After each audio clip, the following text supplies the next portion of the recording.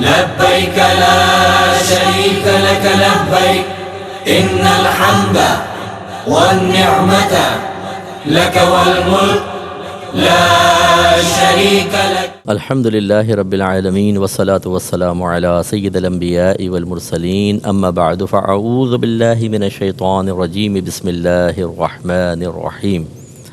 الحمدللہ حج کا بیان چل رہا ہے اور میں نے آپ کو گزارش کی تھی کہ حج 3 طرح کے ہوتے ہیں: حج قران، حج تمتع اور حج افراد. چونکہ ہمارے ہندوستان پاکستان میں زیادہ تر لوگ حج تمتع کرتے ہیں اور باہر کے بھی لوگ کرتے ہیں، یہ نہیں کہ کوئی ہندوستان پاکستان والوں کا خیال کر کے ہم کر رہے ہیں، تو اس لیے پہلے ہم نے کہا کہ حج تمتع کے بارے میں تفصیل ذکر کر دیتے ہیں. پھر چونکہ تقریباً مناسک ایک جیسے ہوتے ہیں تو حج قران، حج افراد پہ کلام ہو جائے گا. تو حج تمتع کے اندر یہ ہوتا ہے کہ پہلے آپ صرف عمرے کی نیت کرتے ہیں. احرام جو پہنتے ہیں یہ احرام کی نیت کرتے ہیں، وہ عمرے کے قصد و ارادے سے کرتے ہیں. پھر جب عمرے سے فارغ ہوتے ہیں اس کے بعد آپ حلق وغیرہ کرا کر پابندی سے باہر ہو جاتے ہیں اور حج کا احرام 8 ذو الحجہ کو آپ باندھتے ہیں. تو یہ اسی کی ہم بیان کر رہے تھے اور ہم عمرے کے طریقے پر تھے کہ آپ نے طواف کس طرح کرنا ہے، پورا ہم نے طریقہ بتایا. اس کے بعد طواف کے نوافل اور ملتزم پر حاضری. اس کے بعد جو ہے اگلا کام آپ کو کرنا ہے وہ ہے آب زمزم پینا. نبی کریم صلی اللہ علیہ وسلم نے ارشاد فرمایا کہ منافق تھوڑا آب زمزم پیتا ہے اور مومن پیٹ بھر کر پیتا ہے. تو خوب جتنا آپ پی سکتے ہیں بشرطے کہ آپ کو پیشاب کا عارضہ لاحق نہ ہو، تو کیونکہ آپ کو جانا پڑے گا. ویسے ہی میں عرض کر دوں، ابھی میں اس کے مسائل بھی ذکر کرتا ہوں کہ سعی کے لیے باوضو ہونا لازم نہیں ہے، لیکن بہرحال اگر اس کے درمیان پیشاب کی شدت ہو گئی، جیسے بعضوں کے مثانے کمزور ہوتے ہیں، تو پھر آپ کو درمیان سے جانا پڑے گا اور رش بہت ہوتا ہے جا کر آنا. تو بہرحال اگر اس قسم کی کوئی مجبوری ہے تو آپ قلیل بھی پی سکتے ہیں، ورنہ خوب پیٹ بھر کر پئیں. اور نبی کریم صلی اللہ علیہ وسلم کا فرمان ذیشان ہے کہ آب زمزم کو جس نیت سے پیا جائے اللہ تعالیٰ اس نیت کو پورا فرما دیتا ہے. یہ مفہوم ہے احادیث کا. تو لہٰذا آپ نیک بننے کی نیت سے پئیں، گناہوں کے کفارے، جنت کے حصول کے لیے. علامہ جلال الدین سیوطی صاحب رحمۃ اللہ علیہ نے فرمایا میں نے اس قصد و ارادے سے آب زمزم پیا کہ میں جتنی بھی کتابیں لکھوں اللہ تبارک و تعالیٰ اسے عوام و خواص میں مقبولیت عطا فرمائے. تو آپ نے 1000 کے قریب چھوٹی بڑی کتابیں لکھی اور سب کے سب مقبول ہوئیں. تو اس لیے آپ یہ اچھی نیت کر سکتے ہیں. اس کے بعد اب آپ کو سعی کرنی ہے. یہ 2 پہاڑیاں ہیں، ایک صفا ایک مروہ، ان کے درمیان آپ کو چلنا ہے، تھوڑا سا دوڑنا ہے. اس کے لیے طریقہ یہ ہوتا ہے کہ پہلے آپ آ کر حجر اسود کا استلام کریں، ٹھیک ہے نا، وہی استلام کر کے اب آپ آ جائیں. پھر آپ پہنچیں صفا پر، وہ آپ کو راستہ بتا دیں گے. جن کو جو نوارد ہوتے ہیں آپ معلوم کریں گے، پتہ چل جائے گا. یہ اپنے قافلے کے ساتھ ہیں تو پرابلم نہیں ہوگی انشاءاللہ. صفا پر آ کر تھوڑا سا اوپر چڑھ جائیں اور اپنا رخ کعبۃ اللہ کی طرف کر لیں اور وہاں پر آپ آ کر پھر سعی کی نیت کریں. نیت دل کے پختہ ارادے کو کہتے ہیں، لیکن الفاظ ادا کرنا چاہیں تو حج کی کتابوں میں لکھے ہوتے ہیں وہ کر لیں، لیکن حقیقتاً تو دل کے پختہ ارادے کا نام نیت ہے. لہٰذا آپ دل میں نیت کر لیں کہ اللہ تعالیٰ میں تیری رضا کی خاطر سعی کر رہا ہوں، اسے اپنی بارگاہ میں قبول فرما اور میرے لیے اس کو آسان کر دے. تو اب آپ نے پھر وہاں کھڑے ہو کر آپ دعا مانگیں، جتنی دعا اچھی دعا مانگ سکتے ہیں. جامع دعا اپنے گھر والوں کے لیے، دیگر لوگوں کے لیے، مسلمانوں کے لیے جنہوں نے دعا کے لیے کہا، کیونکہ مقام مقبولیت ہے. اس کے بعد اب آپ کو صفا سے مروہ کی طرف جانا ہے. یاد رکھیں 7 چکر ہوں گے، لیکن یہاں 7 چکر کا مطلب یہ نہیں ہے کہ صفا سے مروہ پھر مروہ سے صفا یہ ایک ہوگا. نو، صفا سے مروہ 1 چکر، پھر مروہ سے صفا دوسرا، تیسرا، چوتھا، 5واں، چھٹا، 7واں. اس کا مطلب ہے 7واں چکر جو ہے وہ مروہ پہ ختم ہوگا. ذہن میں رکھیے گا. اب آپ نے چلنا شروع کرنا ہے. شروع میں آپ دیکھ لیں کہ تھوڑا سا تو ایسے آپ چلیں گے، پھر ایک گرین ماربل کی پٹی آتی ہے اور دیوار پہ گرین ٹیوب لائٹ لگی ہوئی ہے، اور تھوڑا سا فاصلے پہ دیکھیں گے ایک اور گرین ٹیوب لائٹ لگی ہوئی ہے اور ماربل بھی ہے. ان 2 کے درمیان آپ کو دوڑنا ہے. حقیقتاً مسعی یہ ہے، مسعی من دوڑنے کا مقام. ویسے تو آپ کو پورا مروہ تک جانا ہوتا ہے. اس میں مرد جو ہیں وہ مناسب اسپیڈ میں دوڑیں گے. بہنوں کو نہیں دوڑنا، وہ نارمل چلیں گی، مرد دوڑیں گے. اب دیکھیں یہ ہے بی بی ہاجرہ رضی اللہ تعالیٰ عنہا کی سنت کہ حضرت اسماعیل علیہ السلام کے لیے پانی کی تلاش میں خاتون دوڑی تھی، لیکن عورتوں کے لیے منع ہے. نبی کریم نے مردوں کے لیے، کیونکہ عورتوں کے لیے مناسب نہیں دوڑنا، تو مرد دوڑیں گے. تو یہاں سے دوڑیں، اور جب دوسری گرین لائٹ پہ پہنچیں تو بس پھر آپ دوڑنا موقوف کر دیں. اب آپ چلتے ہوئے نارمل مروہ تک پہنچیں گے. یہ ایک چکر پورا ہوا, وہاں پہ تھوڑا سا اوپر چڑھ کر کعبۃ اللہ کی طرف رخ کر کر دعا مانگیں. پھر وہاں سے پھر آپ چلیں گے مروہ سے صفا کی طرف. تو شروع میں کافی لمبا آپ کو چلنا پڑے گا. پھر وہی صورتحال آئے گی کہ گرین لائٹ, پھر آگے گرین لائٹ, اس کے درمیان دوڑیں گے, آپ پہنچ جائیں گے صفا پر. پھر وہاں ویسے دعا مانگیں. اس طرح 7 چکر آپ کمپلیٹ کریں گے. مروہ پہ پہنچ کر دعا مانگ کے آپ سعی سے فارغ ہو گئے.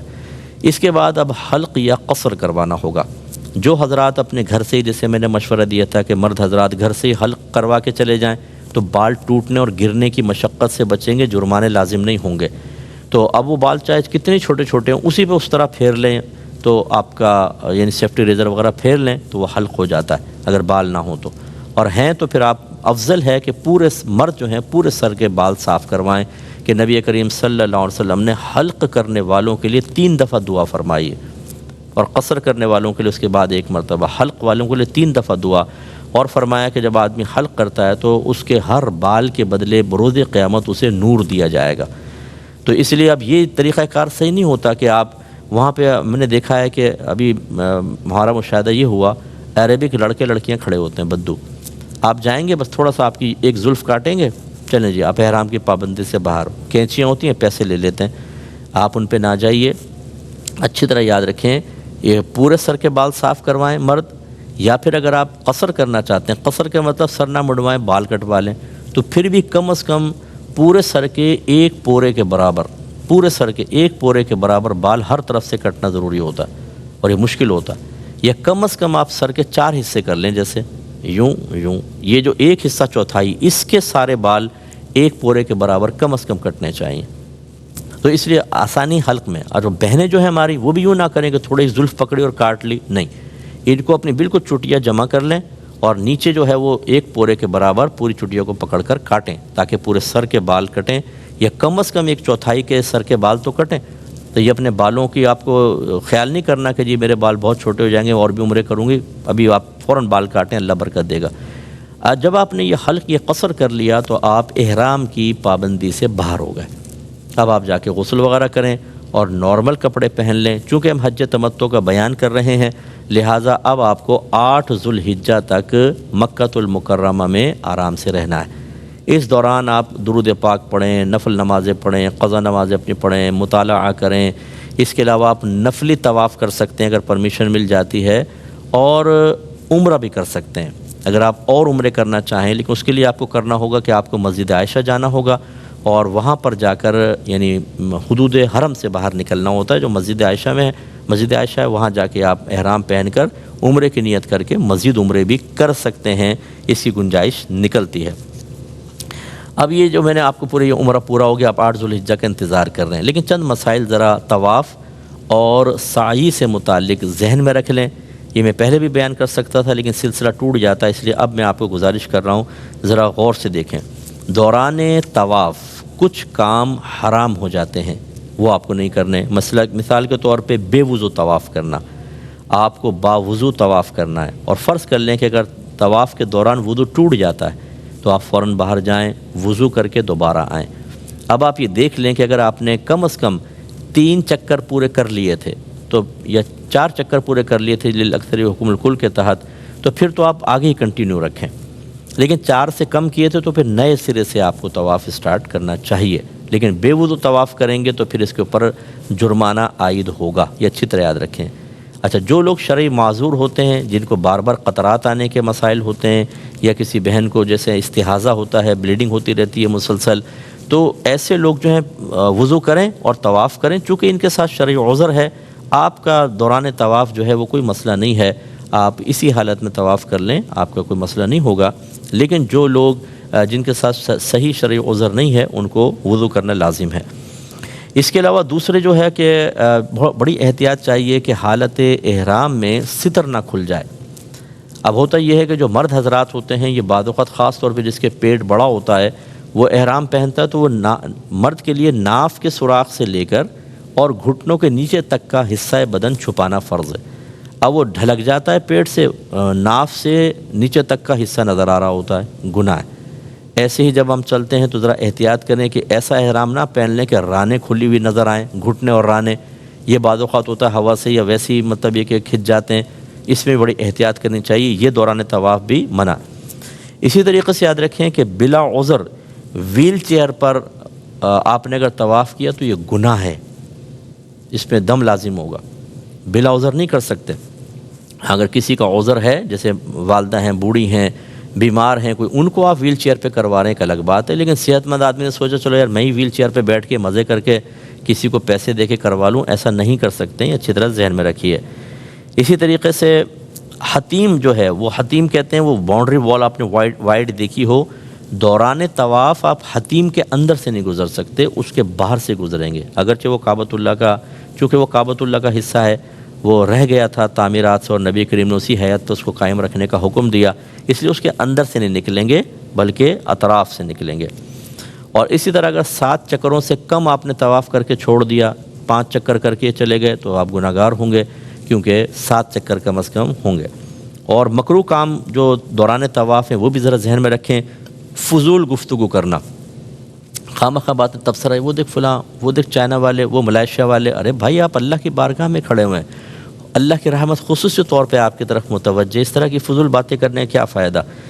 اور اسی طریقے سے کوئی ایسی الٹی سیدھی حرکتیں جیسے سیلفی بنا رہے ہیں، اچھا بعض لوگ کہتے ہیں کہ وہ گھر میں کال ملا لیں گے، ویڈیو چلا دیں گے، دیکھیں وہ کعبۃ اللہ، یہ ارے بھائی یہ اللہ کی طرف متوجہ ہونے کا وقت ہے، یہ اپنے گناہوں کو یاد کرنے کا وقت ہے، یکسوئی سے عبادت کریں۔ یہ کیا آپ نے ایک اور آدمی کو انٹر کر لیا اس میں، اور وہ سارا وہ مطلب آپ کی یکسوئی تو ختم ہو گئی، اس لیے پوری یکسوئی کے ساتھ کریں، یہ مکروہ ہے، گناہ نہیں ہے لیکن مکروہ ہے۔ اسی طریقے سے ناپاک کپڑوں میں اگر طواف کیا تو مکروہ ہے، طواف ہو جائے گا لیکن کراہت کے ساتھ۔ یوں ہی ہم نے آپ کو بتایا کہ رمل یا اجتباء مرد کے لیے سنت ہے، اس کو ترک کرنا بلا عذر یہ بھی مکروہ ہوتا ہے۔ اسی طرح کچھ کھانا پینا بھی حالت طواف میں، یعنی طواف کے دوران مکروہ ہے، گناہ نہیں ہے لیکن مکروہ ہے بہرحال۔ ہاں اگر بہت شدید پیاس لگ رہی ہے، بہت حلق خشک ہو چکا ہے، گرمی بہت شدید ہوتی ہے بعض اوقات، تو تھوڑا بہت 1-2 گھونٹ آپ پانی پی سکتے ہیں۔ اسی طرح اگر پیشاب وغیرہ کا غلبہ ہے تو طواف جاری رکھنا خلاف سنت مکروہ ہے۔ اور آوارہ نظری بھی مکروہ ہے۔ آوارہ نظری کا مطلب دائیں بائیں دیکھنا، نئے نئے چہرے ہوتے ہیں، پوری دنیا سے لوگ آئے ہوتے ہیں، کہیں چائنا سے، جاپان سے، ملائیشیا سے، ایران سے، عراق سے، تو وہ آدمی دیکھتا رہتا ہے چہرے، عمومی طور پہ میں نے دیکھا ہے کہ وہ پھر یکسوئی نہیں رہتی، آوارہ نظری نہیں ہونی چاہیے، اپنی توجہ صرف اللہ کی طرف رکھیں۔ اچھا کعبۃ اللہ کی طرف دیکھنا منع نہیں ہے، میں نے آپ کو پہلے کہا کہ علماء سے اور مفتیان کرام سے مسئلہ معلوم کریں، اگر آپ لوگوں سے معلوم کریں گے ہر ایک اپنے اپنی بولی بول رہا ہوگا۔ اور یہ بھی میں آپ کو بتا دوں، کسی نے 10 حج کیے ہوں اور 50 عمرے کیے ہوں، عالم نہیں ہو جاتا کہ کوئی یہ کہے ہم نے تو جی 50 عمرے کیے ہیں ہمیں پتہ ہے کہ کیا کرنا ہے، نو، عمرے کرنے سے علم کا کوئی تعلق نہیں ہے، آپ مفتیان کرام سے معلوم کریں۔ جب آپ طواف کر رہے ہیں، اگر کعبۃ اللہ کو دیکھ کے طواف کر رہے ہیں کوئی حرج نہیں، آپ اس طرف نظر کر سکتے ہیں، آپ سینہ نہ پھیرے کعبۃ اللہ کی طرف، طواف ایسے ہی ہوگا، یوں نہیں ہوگا، لیکن آپ دیکھ سکتے ہیں کعبۃ اللہ کو، برکت ہے بہت زیادہ اس کو دیکھنے میں، کیا مسئلہ ہے۔ اور باقی یہ کہ دوران طواف باقی کام جائز ہوتے ہیں، مثلا سلام کرنا، کسی کے سلام کا جواب دینا، پانی اگر پیاس سے پانی پینا، ضرورتاً کلام کرنا، کوئی دینی مسئلہ دریافت کرنا کسی سے، یا کوئی آپ دینی مسئلہ کسی کو بتا دیں، ان کی گنجائش ہے، ٹھیک ہے، تو یہ تھوڑا سا آپ ذہن میں رکھیے۔ اس کے بعد سعی کے بارے میں بھی میں کچھ چیزیں آپ کی خدمت میں ذکر کر دیتا ہوں کہ اس میں بھی آپ کو خیال کرنا ہے۔ سعی میں یہ ہے کہ آپ بیٹھ کر بلا عذر سعی نہیں کر سکتے، یعنی ویل چیئر کے اوپر، اگر آپ صحت مند ہیں ویل چیئر پہ نہیں کر سکتے، دم لازم ہو جائے گا، تو آپ کو پیدل ہی کرنے ہوگا۔ بعض اوقات یہ بھی لوگوں نے کیا ہوا ہے، وہ ویل چیئر کیونکہ ہوتی ہیں وہ بنائی ہوئی جگہ، اور وہ جلدی جلدی کروا دیتے ہیں تو وہ بیٹھ کے کرنے لگ جاتے ہیں، تھک گئے نہیں طواف کر کے، ہرگز نہیں۔ اگر آپ بیمار ہیں، ضعیف ہیں، کوئی مجبوری ہے ایک الگ بات ہے، ورنہ پھر آپ کو ویسے ہی سعی کرنی ہوگی۔ تو خلاصہ کلام یہ ہے کہ یہ تمام امور آپ ذہن میں رکھیں۔ سعی باوضو کرنا افضل ہوتا ہے، جیسے میں نے بتایا بے وضو بھی ہو سکتا ہے۔ اور یہ جو مسعی ہے، سعی کا جو مقام ہے، یہ مسجد سے باہر ہے، جب آپ نکلنے لگیں تو باہر تو الٹا قدم باہر رکھ کے اور پھر آپ نکلیں، اور اس طرح آپ نے یہ حلق وغیرہ کروا لیا۔ اب آپ فارغ ہو گئے ہیں عمرے سے، اب آپ کو 8 ذو الحجہ کا انتظار کرنا ہے۔ 8 ذو الحجہ کو دوبارہ اب آپ کو حج کا احرام پہننا ہوگا۔ یہاں تک تو یہ ہم نے تمتع کا بتایا۔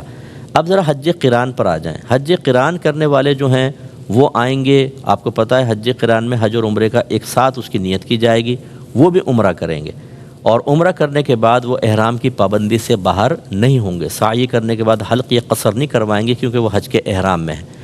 اب یاد رکھیں جو حج قران کرنے والے بھائی بہن ہیں، جب آپ یہ فارغ ہو جائیں عمرے سے تو ایک آپ نفل طواف کریں، اس کو کہتے ہیں طواف قدوم، یہ سنت ہے ان کے لیے، کریں گے تو سنت کی ادائیگی ہوگی، اور چونکہ آپ نے حج کی نیت کی ہوئی ہے اس میں آپ اتباع بھی کر لیں، رمل بھی کر لیں، اور اس کے بعد بھی آپ سعی کر لیجئے گا اس نیت کے ساتھ کہ طواف الزیارہ کی سعی میں پہلے کر رہا ہوں، تو فائدہ یہ ہوگا کہ 10 ذو الحجہ کو جو آپ نے طواف الزیارہ کرنا ہے اس میں اتباع، رمل یا یہ سعی کی حاجت نہیں رہے گی۔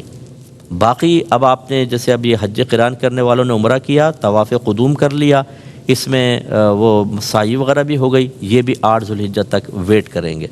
تیسرا حج افراد کرنے والے تھے، میں نے آپ کو بتایا تھا، وہ ڈائریکٹ حج کا احرام پہنتے ہیں، عمرے کی نیت نہیں کرتے، ان کے لیے سنت یہ ہے کہ پہلے آ کے یہ طواف کریں گے، اس کو طواف قدوم کہتے ہیں، ان کے لیے بھی سنت ہے، اور یہ چونکہ حج کی نیت سے احرام پہنا ہوا ہے، اسی طواف قدوم میں اتباع، رمل اور اسی طرح سعی کر لیں تو پھر ان کو طواف الزیارہ کے بعد کرنے کی حاجت نہیں رہے گی۔